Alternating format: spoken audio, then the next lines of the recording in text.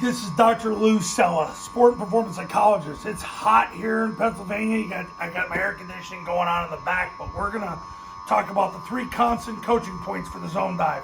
These are the 3 things you got to emphasize more than anything else. Number 1 is probably 80 to 95% of what you're going to have to emphasize, and that's set the wedge. Set the wedge. So how do you set the wedge on zone dive? The guard's going to post whoever's on him, and if there's nobody on him, you're in great shape, because then he'll go block at the second level.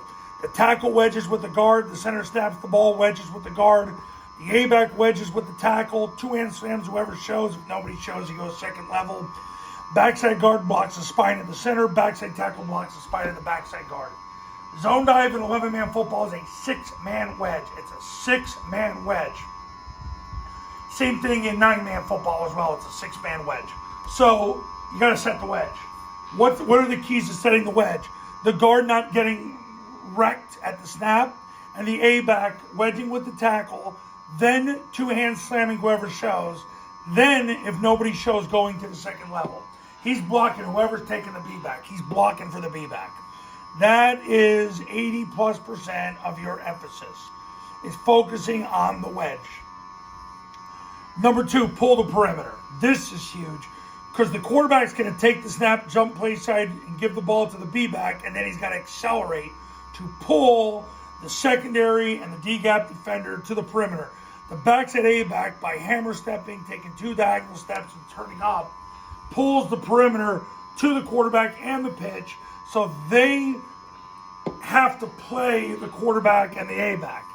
And it helps the receiver, or if you're running on a heavy tackle, execute his fan block as it pulls the perimeter, so he could just step inside and get vertical, and this guy can take himself out of the play, and then you don't have to block him. So set the wedge. That's 80% of the battle. Pull the perimeter. Next, number 3, B-back's got to hit the landmark. First of all, he's got to hit the landmark with a secured football. The B-back is going to first sprint through the ball. Then he's going to sprint through the play side hip of the tackle. Then he's going to sprint through the end zone. He might end up bending off the play side A-back if by the time the play side A-back 2-hand slams the defender that comes down to take the B-back, he might bend it off the play side A-back under coach staff. But you want the mentality that he's through the ball, through the play side hip of the tackle, through the end zone. You don't want a jump cutter. You want a guy that is going to run like a bulldozer. But the thing is, you don't want a bulldozer type back there. You want 150, 160, 170 pounds. My best clients at the high school level are all tailback types that put their hand in the ground and sprint through the ball, sprint through the play side into the tackle, sprint through the end zone. 3 constant coaching points in the zone dive. Set the wedge. This will be 80% of it, maybe more.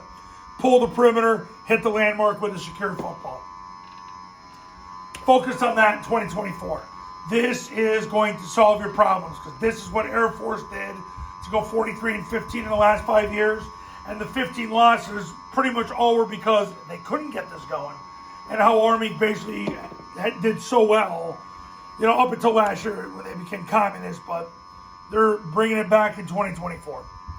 So, here's your 3 constant coaching points for the zone dive. Coaches, you want to win big in 2024, pick up the phone and give me a call. My number's on the thumbnail of this video. Shows my website. Triple Option Football Academy and Triple Option Football Academy camps will show you how. Go to tripleoptionfootball.com/testimonials. You'll see all the success stories from the camps and the academy. See you later.